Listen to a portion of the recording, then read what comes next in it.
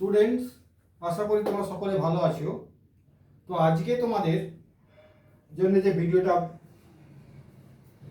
বানাতে এলাম সেটা হলো অংশীদারি কারবারের দ্বিতীয় পার্ট। আজকে কিছু তোমাদের অঙ্ক দেখাবো। সেই অঙ্কগুলো বিভিন্ন টাইপের অঙ্ক। তো আগের ভিডিও তোমাদের অংশীদারি কারবারের উপর একটা আইডিয়া দিয়েছি, মেন কনসেপশনটা দিয়েছি। সেই কনসেপশনের উপর আমি তোমাদের বিভিন্ন টাইপের কয়েকটা অঙ্ক দেখাবো। দেখো এবং টাইপগুলোর পার্থক্য কোথায়, কিভাবে আমি টাইপগুলো নির্বাচিত করছি সেগুলো তোমাদের দেখিয়ে দেবো। দেখো এখানে দুটো অঙ্ক আছে। পূজা, মামুন ও সম্পা যথাক্রমে 50,000, 30,000, 20,000 টাকা দিয়ে একটা ব্যবসা শুরু করলো। বৎসরান্তে ওই ব্যবসায় এত টাকা লাভ হলে তারা কে কত লভ্যাংশ পাবে। এখানে ব্যবসার তিনজনে ইনভেস্ট করেছে, লগ্নি করেছে 50,000, 30,000, 20,000 এবং ব্যবসাটা চলেছে 1 বছর। তাহলে তিনজনের টাকায় 1 বছর খেটেছে, একবারে একই সময় খেটেছে হয়েছে। নিচের অঙ্কটা লক্ষ্য করো, নিচের অঙ্কটা ঠিক এর অপোজিট। নিয়মিত চাচা ও করবী দিদি যথাক্রমে 30,000 ও 50,000 টাকা দিয়ে যৌথক্রমে একটা ব্যবসা শুরু করল। 6 মাস পরে নিয়ামত চাচা ওই ব্যবসা থেকে ব্যবসায় আরো 40,000 টাকা লগ্নি করলো, কিন্তু বিশেষ প্রয়োজনে 8 মাস পরে করবী দিদি 10,000 টাকা তো এই ব্যবসা থেকে তুলে দিল। বছরের শেষে এত টাকা লাভ হলে কে কত পাবে। এই ব্যবসাটায় কিন্তু দুজনের টাকাটা একই সময় খাটে। সে 6 মাস পরে আবার নিয়ামত চাচা 6 মাস পরে আরো 40,000 টাকা দিয়েছে, করবী দিদি 8 মাস পরে আবার 10,000 টাকা তুলে নিয়েছে তার ইনভেস্ট থেকে, লগ্নি থেকে। তাহলে এইখানে টাকাটা কিন্তু একই সময় খাটেনি, এইখানে টাকাটা একই সময় খেটেছে। এইখানেই হচ্ছে দুটো টাইপের পার্থক্য হয়ে গেল। অর্থাৎ লগ্নিকৃত মূলধনের ক্ষেত্রে, মূলধন নিয়োজিত সময়ের ক্ষেত্রে এরা একই সময় খেটেছে। এখানে লগ্নিকৃত মূলধন কিন্তু ভিন্ন ভিন্ন সময় খেটেছে। তাহলে এই দুটো অঙ্কের ক্ষেত্রে আমি মূলধনের লভ্যাংশটা কে কত পাবে সেই অনুপাতটা কিভাবে বার করব। যেহেতু এখানে একই সময় খেটেছে তাহলে এখানে শুধুমাত্র লগ্নিকৃত মূলধনের অনুপাত বার করলেই হবে, সেই অনুপাতেই তারা লভ্যাংশ পাবে। অর্থাৎ পূজা, মামন ও সম্পা লগ্নিকৃত মূলধনের অনুপাত, এই অনুপাতেই তারা লভ্যাংশটা পাবে। 50,000 ইজটু 30,000 ইজটু 20,000, 5 ইজটু 3 ইজটু 2। তাহলে এই অনুপাত, এটা লগ্নিকৃত মূলধনের অনুপাত, যেহেতু সময় একই, এই অনুপাতেই তারা লভ্যাংশ পাবে। তাহলে মোট তাদের পাওনা হবে কত। পূজা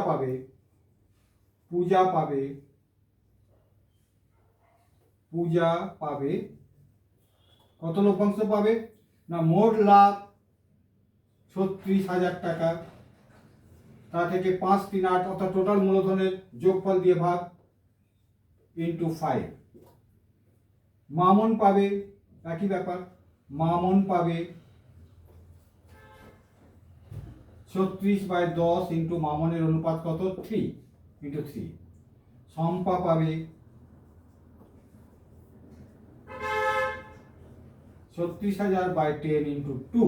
তাহলে এটা পাবে কত 18,000 টাকা, এটা পাবে 10,800 টাকা, এটা পাবে 7,200 টাকা।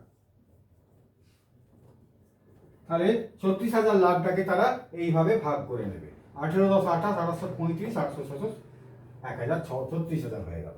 তাহলে এটা মনে রাখতে হবে, যেহেতু এখানে সময় একই, প্রত্যেকটা মূলধন একই সময় নিয়োজিত ছিল, তাহলে তাদের লাভটা লগ্নিকৃত মূলধনের অনুপাতে বন্টন হবে। পরের অঙ্কে যেটা বললাম যে এখানে কিন্তু সময়টা আলাদা, অর্থাৎ নিয়োজিত সময়টা আলাদা। আমি আগের ভিডিও তোমাদের বলেছি যদি নিয়োজিত সময় আলাদা হয় তাহলে তোমাদের বার করতে হবে সেটা হচ্ছে সময়ের সাপেক্ষে সমতুল্য মূলধনের অনুপাত। সময়ের সাপেক্ষে সমতুল্য মূলধন আমরা কি করে বার করি না, লগ্নিকৃত মূলধন ইন্টু সময়, তাহলে সময়ের সাপেক্ষে সমতুল্য মূলধন, এবার তাদের অনুপাত।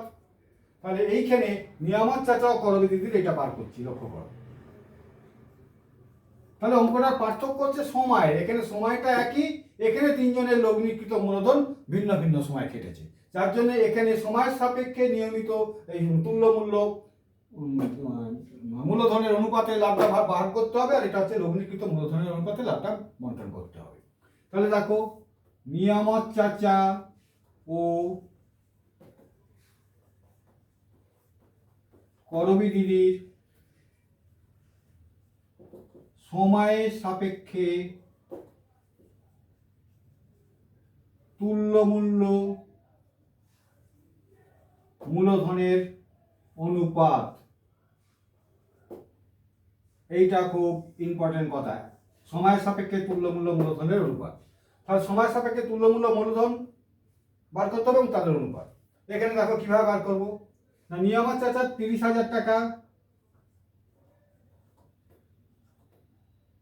30,000 টাকা 6 মাস খেটেছে, 6 মাসের পর আরো 40,000 টাকা দিয়েছে, তাহলে 30 প্লাস 40 70,000 টাকা খেটেছে 6 মাস।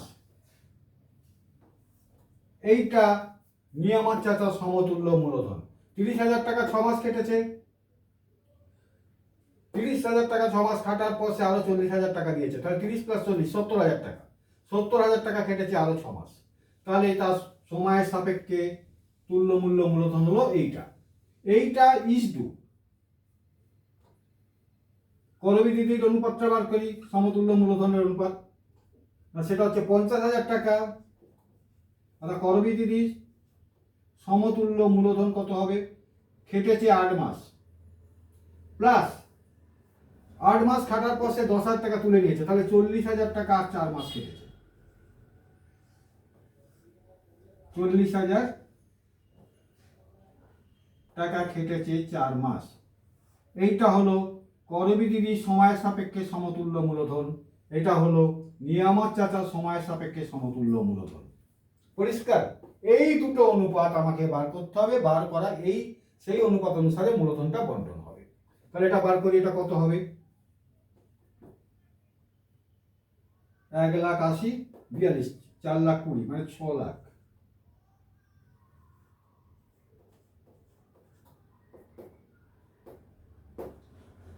ইস টু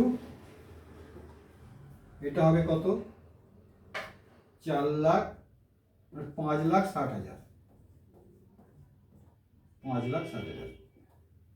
এটা 4 দিয়ে ভাগ দিয়ে দিলে 1 2 3 4 1 2 3 4 15:14।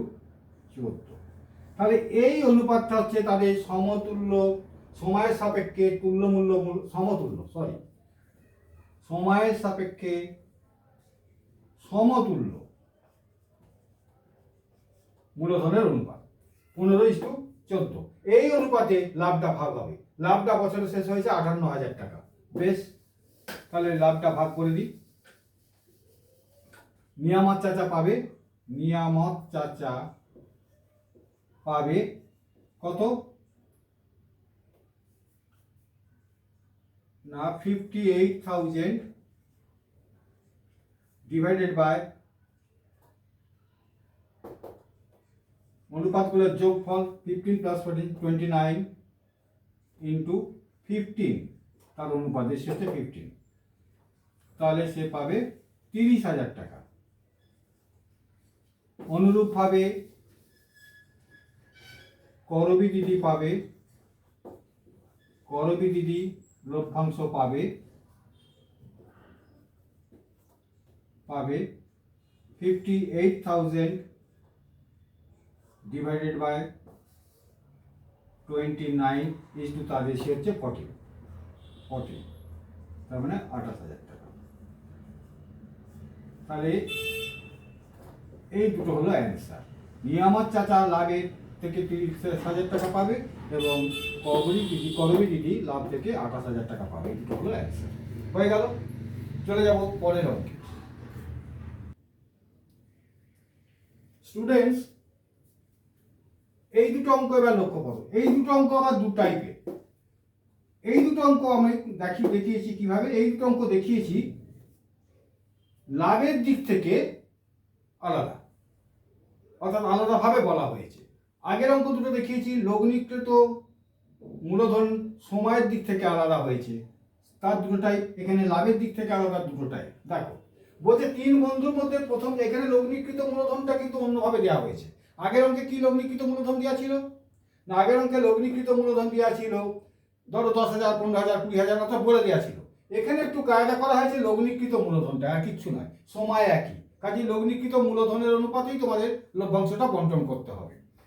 দেখো কিভাবে কায়দা করে বলেছে, বলছে তিন বন্ধুর মধ্যে প্রথম জন দ্বিতীয় জনের দ্বিগুণ এবং দ্বিতীয় জন তৃতীয় জনের 1.5 গুণ টাকা দিয়ে কোনো ব্যবসা শুরু করেছে। অর্থাৎ তৃতীয় জন সবচেয়ে কম দিয়েছে, ধরি তৃতীয় জন 1, তাহলে দ্বিতীয় জন তার 1.5 গুণ মানে 3-2 গুণ দিয়েছে, অর্থাৎ ইন্টু 1.1-2, এটার সঙ্গে এটা ইন্টু করলে এইটা দাঁড়াবে 3-2। এর আবার 2 গুণ টাকা দিয়েছে দ্বিতীয় জন, 2 দিয়ে গুণ করলে সে দাঁড়াবে আবার দ্বিতীয় জন, তাহলে সে দাঁড়াচ্ছে 3। অর্থাৎ প্রথম জন দিয়েছে 3, দ্বিতীয় জন দিয়েছে 3-2 এবং তৃতীয় জন 1। প্রথম জন যদি 1 টাকা দিয়ে থাকে তার 1.5 গুণ, তাহলে 1 × 1.5, 3-2 হচ্ছে দ্বিতীয় জন দিয়েছে, তার 2 গুণ প্রথম জন, তাহলে 3-2 × 2 মানে 3 হচ্ছে প্রথম জন দিয়েছে। 1 টাকা তৃতীয় জন দিলে 1.5 টাকা দিয়েছে দ্বিতীয় জন এবং 3 টাকা দিয়েছে প্রথম জন। তাহলে তিনজনের লগ্নির অনুপাত কত? অর্থাৎ প্রথম ইস্টু দ্বিতীয় ইস্টু তৃতীয় জনের লগ্নির অনুপাত কত হবে? একবারে ইজি, 3:3/2:1। এটা হচ্ছে তিনজনের লগ্নির অনুপাত। পুরো টাকাটা বলে দেয়নি যে 10,000, 15,000, 20,000, কিন্তু বলে দিয়েছে এ 1 টাকা দিলে এই তার 3 গুণ, এই 1.5 গুণ মানে 3-2 টাকা। এ যদি 3-2 টাকা থাকে, 1 টাকার এ দিয়েছে 2 গুণ, তা 3-2 × 2 মানে এ দিয়েছে 3 টাকা, এ 1, এ 3-2, এ 3 টাকা দিয়েছে। তাহলে অনুপাতটা এরকম। তো লগ্নিকৃত অনুপাত পেয়ে গেলেই তো আমি লাভ বন্টন করে ফেলতে পারবো। তাহলে এটা সমান 2 দিয়ে গুণ করে দাও, তাহলে ভগ্নাংশটা নিচে এটা উঠে যাবে, হরটা উঠে যাবে। 3:2 দিয়ে গুণ করে দিলে হচ্ছে 6:3:2। এই হচ্ছে অনুপাত। এই অনুপাতে মূলধন ভাগ পাবে 3। কত মূলধন? 1,32,000 টাকা লাভ হয়েছে। তাহলে আমি ভাগ করে দিই। প্রথম জন পাবে, এদের যোগফলটা কত হচ্ছে? 6, 3, 9, 10, 11। ঠিক আছে, তাহলে প্রথম জন পাবে 6:3:2। তাহলে প্রথম জনের প্রাপ্য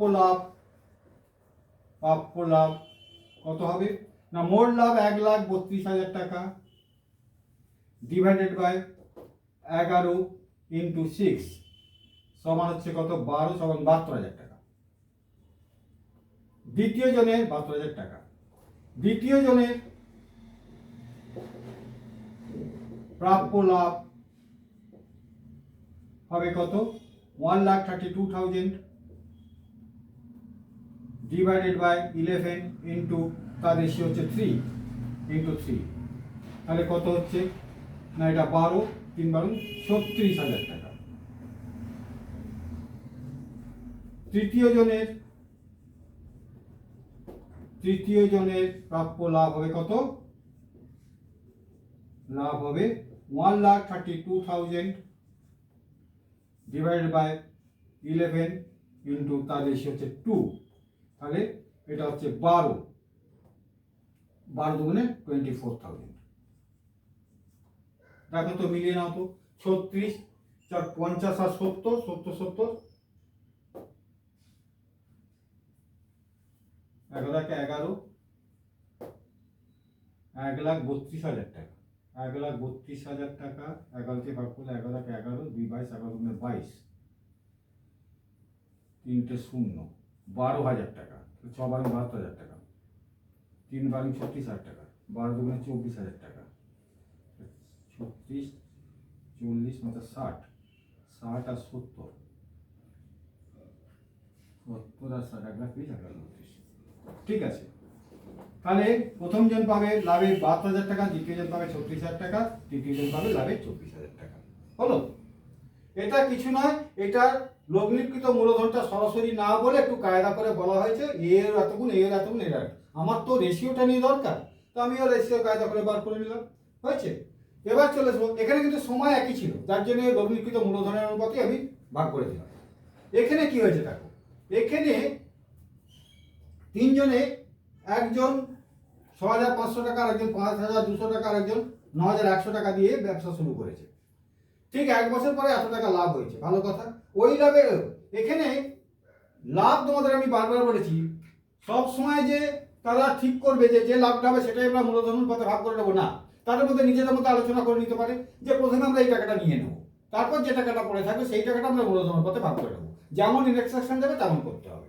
তাহলে এইখানে দেখো, এখানে কিন্তু একটা ইনস্ট্রাকশন দিয়ে গিয়েছে লাভ সম্পর্কে। অতএব কিছু ইনস্ট্রাকশন যদি না দেওয়া থাকে তাহলে তুমি টোটাল লাভটাকেই মূলধন অনুপাতে ভাগ করে দেবে। কিন্তু এখানে একটা বলে দিয়েছে, তার একটা ডিসিশন নিয়েছে। কি ডিসিশন?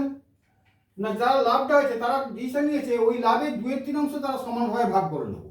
অর্থাৎ যে টাকাটা লাভ হয়েছে তার 3 ভাগের 2 ভাগ টাকা আমরা আগে সমান ভাগে ভাগ করে নেবো, বাকি যে টাকাটা পড়ে থাকবে সেটাকে আমরা মূলধন অনুপাতে ভাগ করব। পরিষ্কার হয়ে গেল? তাহলে দেখা যায় 14,400 টাকা লাভ। তাহলে কোন টাকাটা তারা সমান ভাগে ভাগ করবে? না, টোটাল লাভ, মোট লাভ 14,400। এই টাকাটাকে তারা, এই টাকা তারা 2/3 অংশকে, অর্থাৎ 3 4 12 24 3 8 24 0 0 4,800 2, তাহলে 3 4 12 2 24 3 8 24 0 0, এটা কেটে গেল। 4,800 ইন্টু 2 মানে 8,000, 9,600। অর্থাৎ 9,600 টাকা তারা, 9,600 টাকা তারা আগে সমান ভাগে ভাগ করে নেবে। তাহলে 9,600 টাকা সমান ভাগে ভাগ করে নিলে প্রত্যেকে কত করে পাবে? প্রত্যেকে পাবে 9,600, তিনজন ক্যান্ডিডেট বাই 3, 3,200 টাকা করে প্রত্যেকে প্রথমে নিয়ে নেবে। তো মোট লাভ ছিল 14,000 টাকা। তাহলে বাকি রইল কত? বাকি মুনাফা, যাহা মূলধন অনুপাতে বণ্টিত হইবে। দেখো, 3,200 টাকা করে তারা নিয়ে নিয়েছে, মোট 9,600 টাকা। ঠিক আছে, তাহলে বাকি মুনাফা কত রইল? না, বাকি মুনাফা যেটা বণ্টিত হবে, আমার লাভ হয়েছিল মোট 14,400 টাকা। 14,400 এর মধ্যে আমি নিয়ে নিয়েছি আমরা 9,600 টাকা, এটা আমরা ভাগ করে নিয়েছি। তাহলে হাতে রইল কত? 10, 4,800 টাকা। তাহলে 4,800 টাকা আমাদের পড়ে রয়েছে লগ্নিকৃত মূলধন অনুপাতে বঞ্চিত হওয়ার জন্য। তাহলে আমি এই অনুপাতটা দেখে নিই কত। তাহলে আমার প্রত্যেকে 3,200 টাকা করে নিয়ে নিয়েছে। 3,200 টাকা করে প্রত্যেকে নেওয়া হয়ে গেছে, এই টাকাটা হয়েছে। এবার আমি দেখব 4,800 টাকা দীপু পাবে, বা দীপু ইসডু রাবেয়া ইসডু মেঘা, এদের মূলধনের অনুপাত কত হবে? 5,200, 6,500, 6,500 ইসডু 5,200 ইসডু 9,100।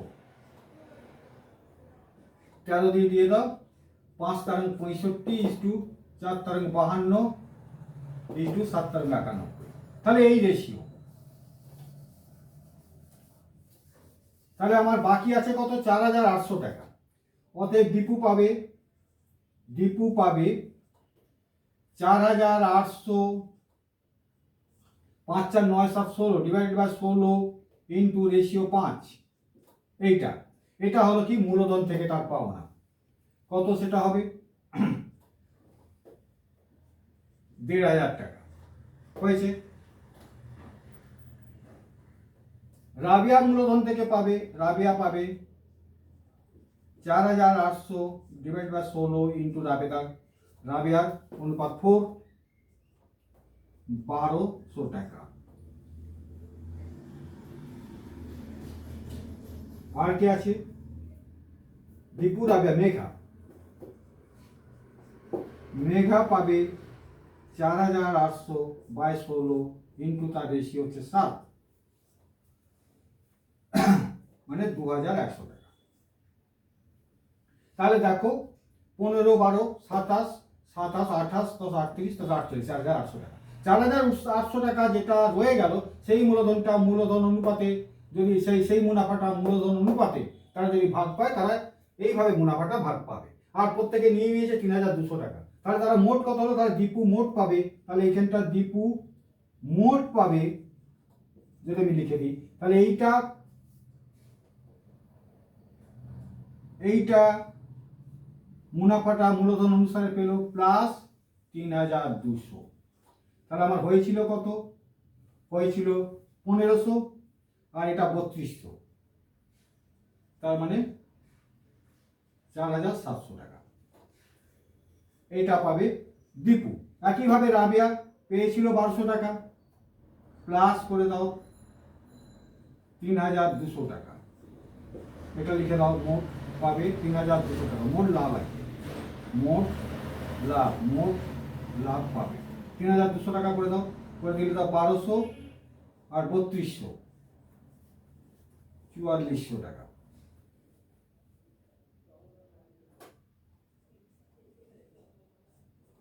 এটা কত ছিল? এটা 2100 ছিল। তাহলে এটা প্লাস করে দাও 3200। মেঘা মোট লাভ পাবে হয়ে গেল। এটা কত হচ্ছে? 2100 আর 3200, 53, 5300 টাকা। তাহলে 5300 টাকা এই ব্যবসা থেকে মেঘা পাবে, 4400 টাকা পাবে রাবিয়া, দীপু পাবে 4700। তুমি যোগ করে দেখো, 4 4 8, 8 5 13, 13 আর 14, 14400। অর্থাৎ মোট লাভ হয়েছিল 14400। তাহলে চারটে টাইপের অঙ্ক দেখালাম। একটা টাইপ হচ্ছে সময় আলাদা হলে যার সময়ের উল্লেখ থাকবে একই হবে। প্রত্যেকটা অংশীদারি ব্যবসাদার যদি একই সময় ধরে ব্যবসা করে, তাহলে তাদের লাভটা শুধুমাত্র লগ্নিকৃত মূলধনের ওপর করবে, অনুপাতের ওপর। যদি সময় আলাদা হয়, তাহলে তাদের সময়ের সাপেক্ষে প্রত্যেকে সমতুল্য মূলধনের অনুপাত বার করতে হবে, সেটার সাপেক্ষে মুনাফা বন্টন হবে। আবার অনেক সময় মুনাফা ডাইরেক্ট না বলে দিয়ে কোনো অনুপাত হিসাবে বলে দেয়, তখন মূলধনের অনুপাত হিসাবে বলে দিলে আমরা মূলধনের অনুপাত সহজেই বার করে নিতে পারবো, সেইভাবে হবে। আবার কোনো অঙ্কে মূলধনটা কিভাবে ডিস্ট্রিবিউট হবে সে সম্পর্কে নির্দেশ দেওয়া থাকে, তাহলে সেই অনুযায়ী ডিস্ট্রিবিউট করবে। দেখা যাবে মূলধনের একটা অংশ এইভাবে ভাগ করেছে, 50% এইভাবে নেবো, বাদ বাকি 50% মূলধন অনুপাতে নেবে। তাহলে যেখানটা মূলধন অনুপাত আছে সেখানে মূলধন অনুপাতের মুনাফাটা বন্টন করবে, প্লাস 50%টা তার সঙ্গে যে নেবে সেইভাবে যোগ হয়ে যাবে। কেমন? আজকে এই পর্যন্ত। পরের ভিডিওটা লক্ষ্য করো, সেখানে আমি ছোট প্রশ্নের ওপর কিছু মারাত্মক অঙ্ক দেখাবো, সেখানে একটু সূক্ষ্ম ধারণা দরকার। কেমন? ছোট প্রশ্নের উপর সেই ধারণাগুলো করলেই অংশীদারি কারবার সম্পর্কে যে কোনো অঙ্ক তোমরা সমাধান করতে পারবে। চলো আজকে এখানে শেষ করা যায়।